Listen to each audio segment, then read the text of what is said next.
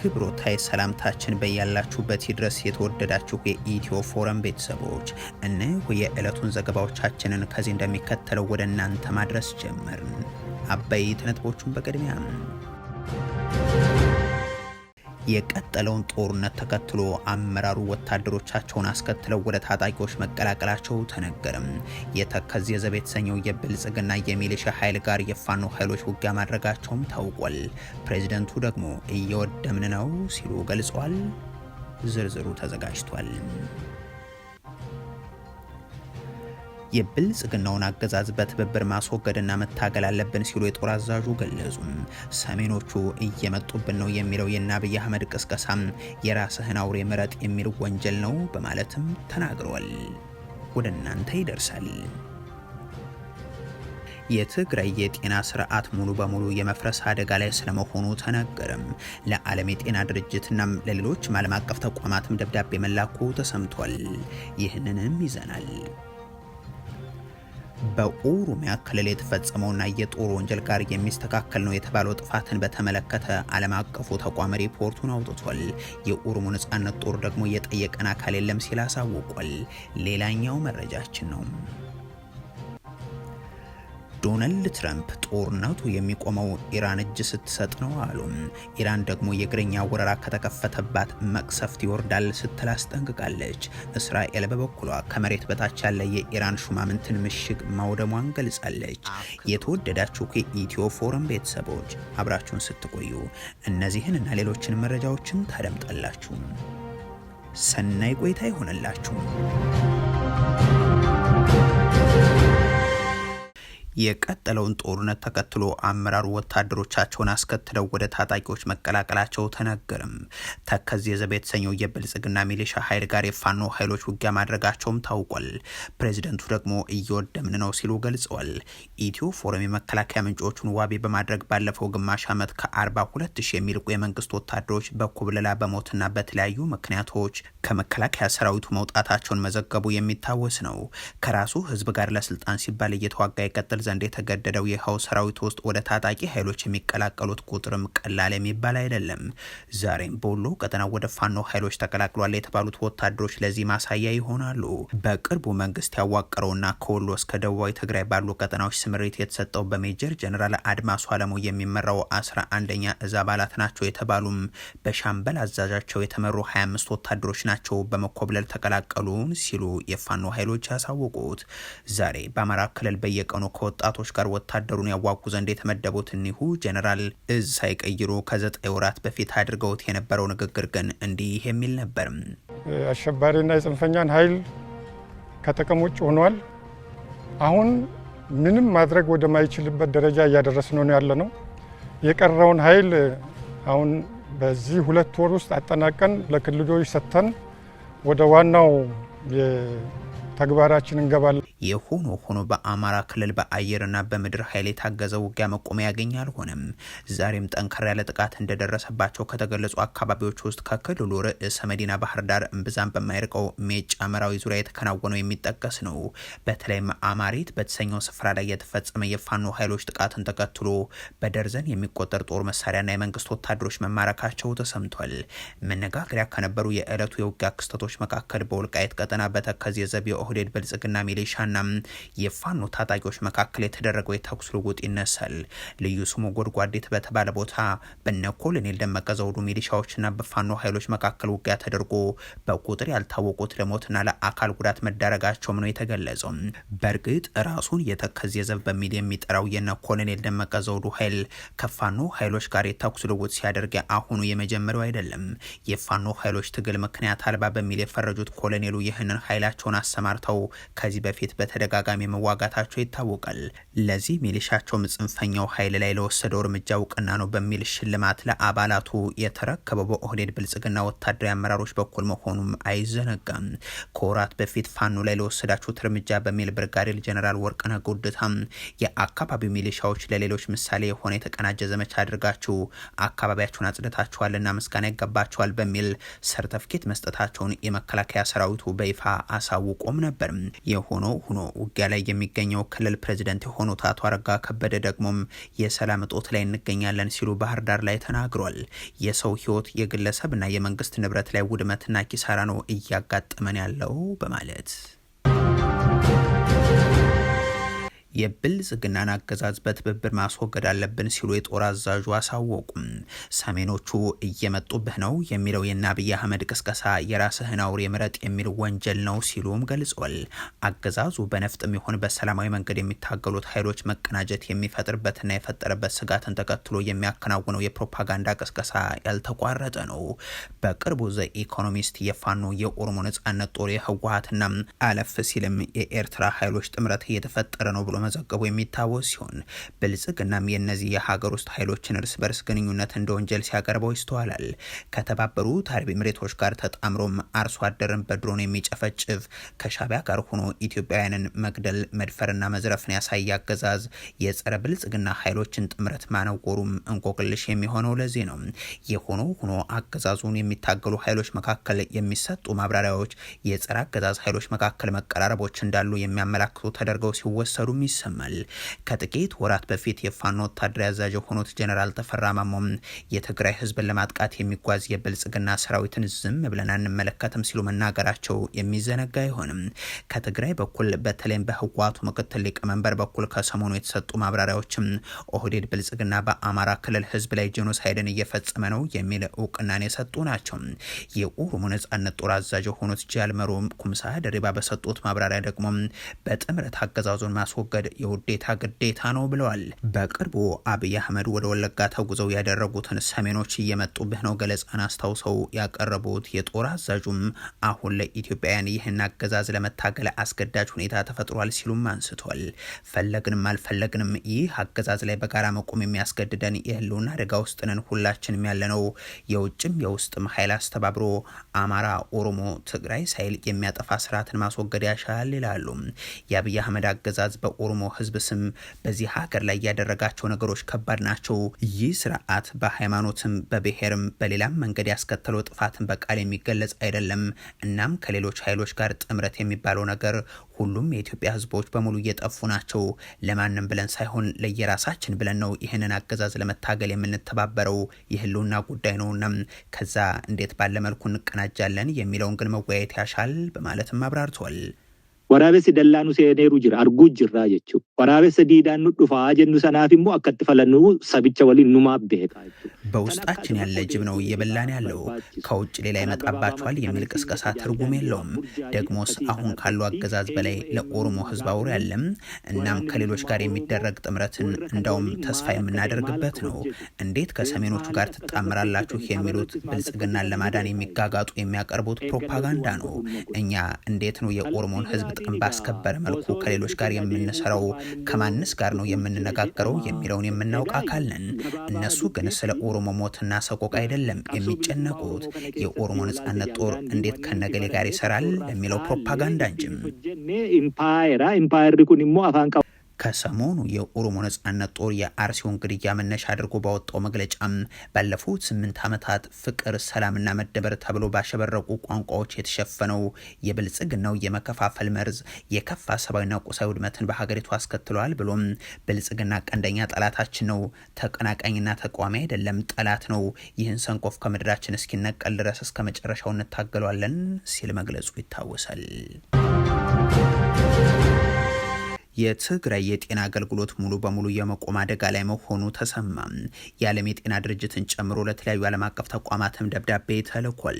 የትግራይ ጊዜያዊ አስተዳደር የጤና ቢሮ ለሰብአዊ ረድኤት አጋሮች፣ ለለጋሾች፣ ለተባበሩት መንግስታት ድርጅት ተቋማት፣ ለኤምባሲዎችና ለዓለም አቀፍ የጤና ተቋማት ባስተላለፈው አስቸኳይ ጥሪም በክልሉ ያለው የጤና ስርዓት በከፍተኛ የነዳጅ እጥረት፣ የመድኃኒት አቅርቦት መቋረጥና የፋይናንስ ገደብ ምክንያት ሙሉ በሙሉ ሊቆም የሚችልበት ደረጃ ላይ ነው ብሏል። በአስቸኳይ አስቸኳይ አገልግሎቶቹ ዳግም መጀመር ካልቻሉ በሚሊዮኖች የሚቆጠሩ የክልሉ ነዋሪዎች ሊከላከሏቸው በሚችሉ በሽታዎች የሞት አደጋ ተጋላጭ ሊሆኑ ከጫፍ ደርሰዋል ብሏል። ዓለም አቀፍ ጣልቃ ገብነት እንዲኖርም አሳስቧል። እየተፈጸሙ ያሉ ክልከላዎችን አንስቶ የጤና አገልግሎት በዓለም አቀፍ ሕግ ጥበቃ ሊደረግበት የሚገባ መሆኑንና በፖለቲካዊ ምክንያቶች ሊገደብ የማይገባው ስለመሆኑም አትቷል። አስተዳድሩ ከፍተኛ የነዳጅ እጥረት በመላ ክልሉ ያሉ የድንገተኛ አደጋ የጤና ስራዎችን ክፉኛ አናግቷል። ሙሉ በሙሉ ነዳጅ እንዳይገባም ተደርጓል። በዚህም ሳቢያ አምቡላንሶች መንቀሳቀስ አልቻሉም። ሌሎች መድኃኒቶችና የህክምና ቁሳቁሶችን ከማዕከላዊ መጋዘኖች ወደ ጤና ተቋማት ማጓጓዝም የማይቻል ሆኗል ሲል አክሏል። የክትባት ማከማቻ ስርዓቶች አደጋ ላይ ናቸው። በመቀለና በሽሬ የሚገኙ የኢትዮጵያ መድኃኒት አቅርቦት አገልግሎት ቅርንጫፍ ማቀዝቀዣ መሰረተ ልማቶች በጄኔሬተር የሚሰሩ ማቀዝቀዣዎችን የሚጠቀሙ ተቋማት በነዳጅ እጥረቱ ሳቢያም አደጋ ላይ ናቸው ሲልም ደብዳቤው ያብራራል። የኤሌክትሪክ ኃይል በሚቋረጥበት ወቅት ማንኛውንም አይነት የቀዶ ጥገና አገልግሎት መስጠት የማይቻልበት ሁኔታ በትግራይ ተፈጥሯልም ብሏል። የነፍስ አድን ስራዎችና የአቅርቦት ስርጭት በሚቀጥሉ 3 ወራት ዳግም ለመጀመር የሰብአዊ ምላሽ ቡድኖች ቢያንስ 264,000 ሊትር ናፍጣና 75,400 ሊትር ቤንዚን በአስቸኳይ እንደሚያስፈልጋቸውም ተመላክቷል። የተለየ የነዳጅ ድጋፍ ካልተገኘም ያሉ መድኃኒቶች እንኳን ወደ ተቋማት ሊደርሱ አይችሉም ሲሉም ነው ያስጠነቀቁም። የትግራይ ጤና ቢሮ ሰብአዊ አጋሮችና ዓለም አቀፍ የጤና ተቋማት ሁኔታው ይበልጥ ከመባባሱ በፊት አስቸኳይ የነዳጅና የመድኃኒት አቅርቦት ድጋፍ እንዲያደርጉ ጥሪ አቅርቦ ለ4 ኪሎ መንግስትም መድኃኒትና ሕክምና ማቋረጥ የነፍስ አድን ስራዎች እንጂም ያስተዳደር ጉዳይ አይደሉም፣ እናም በአስቸኳይ መፍትሄ ይስጥ ሲል ጠይቋል። በኦሮሚያ ክልል የተፈጸመው የጦር ወንጀል ጋር የሚስተካከል ነው የተባለው ጥፋትን በተመለከተ ዓለም አቀፉ ተቋም ሪፖርቱን አውጥቷል። የኦሮሞ ነጻነት ጦር ደግሞ የጠየቀን አካል የለም ሲል አሳውቋል። ምንም እንኳን የፈረንጆቹ የአምናና የዘንድሮ ዓመታት ክንውንን ያላካተተ ቢሆንም አምነስቲ ኢንተርናሽናል በኦሮሚያ ክልል ሴቶች በወሲባዊ ባርነት ተይዘዋል፣ በቡድን ተደፍረዋል ሲል ያወጣው ሪፖርት ግን መነጋገሪያ ሆኗል። አብይ አህመድ ወለጋን ከትግራይ በላይ ተዋግተንበታል በሚሉባቸው ከፈረንጆቹ 2020 እስከ 2024 ባሉ አመታት ውስጥ የተፈጸመውና እንደ ማሳያ አድርጎ ተቋሙ ጥናት ባደረገባቸው የጾታዊ ጥቃት ሪፖርት ማሳያዎችም በኦሮሞ ነጻነት ጦርና በመከላከያ አባላት የተፈጸሙ ስለመሆናቸው አብራርቷል። አምነስቲ ምርመራው የተደረገው በኦሮሚያ ክልል ቄለም ወለጋ ዞን በሚገኙ ሳዩና አንፊሎ ወረዳዎች ውስጥ እንደሆነም ገልጿል። አምነስቲ ምርመራውን ሲያከናውን በቡድኑ ወሲባዊ ጥቃት ለተፈጸመባቸው 10 ሴቶች ቃለ መጠይቅ ማድረጉን እንደዚሁም የጤና ባለሙያዎችን ማነጋገሩንና የሕክምና መዝገቦችን መመርመሩን ያስረዳል። የአምነስቲ ሪፖርት እንደሚያስረዳው ቃለ መጠይቅ ከተደረገላቸው 10 ሴቶች መካከል 5ቱ ለወሲባዊ ባርነት ተዳርገው ነበር። ሪፖርቱ 9ኙ በኦሮሞ ነጻነት ሰራዊት ታጣቂዎች ጥቃት ተፈጽሞባቸዋል፣ አንዷ ደግሞ በመከላከያ ሰራዊት ወታደርና በኦሮሞ ነጻነት ሰራዊት ታጣቂዎችም ጥቃት ደርሶባታል ይላል። በማሳያነትም የተጠቀሰች አንዲት እናት በወቅቱ 12 ዓመቷ የነበረችው ልጇ 3 ሳምንት ለሚሆን ጊዜ ዋሻ ውስጥ እጃቸው ከዛፍ ጋር ታስሮ በርካታ የኦነሰ ወታደሮች መደፈራቸውን እንደተናገረች መግለጫው ላይ ሰፍሯል። እነዚህ ተደጋጋሚ በደሎች አሰቃቂ ብቻ አይደሉም፣ የጦር ወንጀል ሊሆኑም ይችላሉ ብሏል ተቋሙ። የብልጽግናው መንግስት በጉዳዩ ላይ የሰጠው ምላሽ የሌለ ሲሆን የኦሮሞ ነጻነት ጦር አዛዥ አማካሪ ጅሬኛ ጉደታ የቀረበውን ክስ ውድቅ አድርገዋል። አምነስቲ እኛን አላነጋገርም ያሉት አማካሪው ድርጊቱን የፈጸመው ማን እንደሆነ ብናውቅ እርምጃ መውሰድ እንችላለን ሲሉም ገልጿል። በሪፖርቱ ውስጥ የተሳሳቱ ነጥቦች በማለት ጃልገመቹ አቦዬ በምዕራብ እዝ ኮማንደር ሆኖ ያውቅም፣ የኦሮሞ ነጻነት ሰራዊት ሀርሰዴ ከተቋቋመ በኋላ ኮማንዶቹ 8 ናቸው እንጂ 5 አይደሉም በማለትም አጣቅሰዋል። ኦሮሚያ ውስጥ የኦሮሞ ነጻነት ሰራዊትን በማስመሰል ወንጀል ይሰራል የሚሉት አማካሪው ጅሬኛ የጸጉር ስታይል ላይ ተመርኩዘው ነው የኦሮሞ ነጻነት ሰራዊት ያሉት እንጂ መሆኑንስ በምን ያውቃሉ በሚልም ይከራከራሉ። ድምዳሜ ላይ ከመደረሱ በፊትም ጥናት ይቀድማል ሲሉ የቀረበባቸውን ክስ አስተባብሏል። አምነስቲ መንግስት እንዲመረምር ይጠይቃል። ወንጀለኛ የሆነም ከኛ ጋር የሚፋለም አካል ተመልሶ የራሱን ወንጀል እንዲያጠና መደረጉንም ጠቅሰዋል። የምናሰለጥነው፣ የምናስተምረው፣ የምናስታጥቀው እንዲህ አይነት ወንጀል እንዲፈጸም ሳይሆን ሀገር ነጻ እንዲወጣ ህዝብም ከጭቆና እንዲላቀቅ ነው በማለትም መልሰዋል። ዶናልድ ትራምፕ ጦርነቱ የሚቆመው ኢራን እጅ ስትሰጥ ነው አሉ። ኢራን ደግሞ የእግረኛ ወረራ ከተከፈተባት መቅሰፍት ይፈጠራል ስትል አስጠንቅቃለች። እስራኤል በበኩሏ ከመሬት በታች ያለ የኢራን ሹማምንት ምሽግን ማውደሟን አሳውቃለች። እስካሁን በኢራን ውስጥ ብቻ ከ1330 በላይ ሰዎችን የገደለውና የመካከለኛው ምስራቅ ሀገራትን እየናጠ ዓለምን እያስጨነቀ ያለው ጦርነት ቀጥሏል። ዛሬም ከቴህራን እስከ ቴልአቪቭ ከሪያድ እስከ ዶሃ ያሉ ከተሞች ሚሳኤሎችና ድሮኖች የሚተኮሱባቸው ሆነው ቀጥሏል። ዶናልድ ትራምፕ ኢራን ያለምንም ቅድመ ሁኔታ እጅ ካልሰጠች በስተቀር ምንም አይነት ስምምነት አይኖርም ብለዋል። ጦርነቱ ከተገባደደ በኋላም ተቀባይነት ያለው መሪ ስልጣን እንደሚይዝም ፕሬዝደንቱ ገልጿል። አሜሪካና አጋሮቿም ኢራንን ከውድቀት ለመታደግ ያለመታከት እንደሚሰሩ ትራምፕ ገልጸው የኢራን ምጣኔ ሀብት ከመቼውም ጊዜ በላይ ያንሰራራል ሲሉ ማክሏል። ፕሬዝደንቱ ኢራንን ወደ ታላቅነቷን መልሳት የወደፊት እጣ ፈንታዋ ብሩህ ነው በማለት ምን የተናገሩት የኢራኑ ፕሬዝዳንት መስዑድ ፔዜሽኪያን ከአሜሪካና እስራኤል ጋር የተጀመረው ጦርነትን ለማስቆም አንዳንድ ሀገራት የሽምግልና ጥረት መጀመራቸውን ገልጸው ነገር ግን ማንኛውም የሰላም ድርድር ጦርነቱን በጀመሩት አካላት ላይ ያተኮረ መሆን አለበት ባይ ናቸው። ፕሬዝዳንቱ አንዳንድ ሀገራት የሽምግልና ጥረት ጀምሯል፣ ግልጽ እንሆን፣ በቀጠናው ዘላቂ ሰላም እንዲመጣም ቁርጠኞች ነን። ሆኖም የሀገራችንን ክብርና ሉዓላዊነት ለመከላከል አንዳችም ጊዜ ወደ ኋላ የምንልበት ምክንያት የለም ብለዋል። አክለውም የሽምግልናው ጥረት የኢራንን ሕዝብ አሳንሰው በመመልከት ይህንን ጦርነት የለኮሱት አካላት ላይ ያነጣጠረ ይሁን ሲሉ ጥሪ አቅርበዋል። እስካሁን በአየር እየተደረገ ያለው ጦርነት ወደ እግረኛ ሰራዊት ይሸጋገራል የሚለው ደግሞ ቀዳሚው ጥያቄ ሆኗል። ኢራን ደግሞ የእግረኛ ወረራ ከተከፈተባት መቅሰፍት ይፈጠራል ስትል ነው የዛተችው።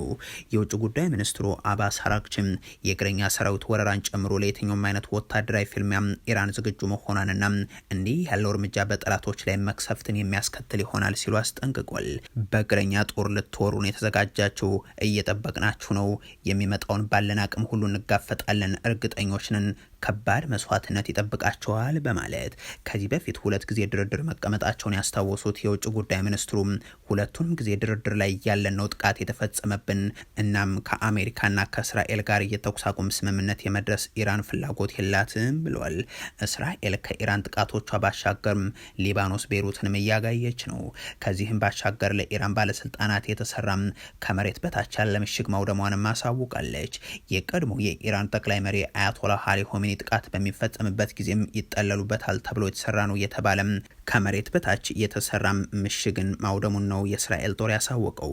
በከፍተኛ ሁኔታ ለደህንነት ጥበቃ አመች እንዲሆን ተሰርቷል የተባለው ከጥቃት የሚከላከለውን ምሽግ ለማውደምም 50 የአየር ኃይል ተዋጊ ጀቶች መሳተፋቸውን የእስራኤል መከላከያ ኃይል ገልጿል። ጨምሮም ይህ ለሟቹ የኢራን ጠቅላይ መሪ በአደጋ ጊዜ ደህንነቱ የተጠበቀ እዝ ማዕከል ይሆናል ተብሎ ወደሚታሰበው ምሽግ ከመዘዋወራቸው በፊት ተደምስሰዋል ብሏል። ምሽጉ በቴህራን ማዕከላዊ ክፍል ውስጥ ካሉ በርካታ ጎዳናዎች ጋር የተሳሰረ መሆኑንና የኢራን ከፍተኛ ባለስልጣናትም ይጠቀሙበታል ተብሎ እንደሚታመን አብራርቷል። የመካከለኛው ምስራቅ ጦርነትን ተከትሎም ዓለም አቀፋዊ ቀውሱ ከወዲሁ እየታየም ይገኛል። የዓለም አቀፉ የድፍድፍ የነዳጅ ዋጋ በበርሜል ከ$90 በላይ እያሻቀበ ነው። ኳታር በኢራን ላይ በተከፈተው ጦርነት ምክንያት እየጨመረ የመጣው የነዳጅ ዋጋም የዓለምን ኢኮኖሚ ሊያፈርሰው ይችላል ስትል ታስጠነቅቃለች። የሀገሪቱ ሚኒስትር ለፋይናንሻል ታይምስ ሲናገሩ የነዳጅ ጫኝ መርከቦች በሆርሙዝ ሰርጥ በኩል ማለፍ ካልቻሉም የድፍድፍ ነዳጅ ዋጋ በሳምንት ውስጥ በበርሜል እስከ $150 ሊደርስ እንደሚችልም ይገልጻሉ። የነዳጅ ዋጋ በበርሜል ከ$100 በላይ አልፎ የነበረው ለመጨረሻ ጊዜም በፈረንጆቹ 2022 ሩሲያ ዩክሬንን በወረረችበት ወቅት መሆኑም የሚታወስ ነው። የተወደዳችሁ የኢትዮ ፎረም ቤተሰቦች ለዛሬ ያሉን መረጃዎች ይህንን ይመስሉ ነበር። አበቃን። ቸር ያሰማን።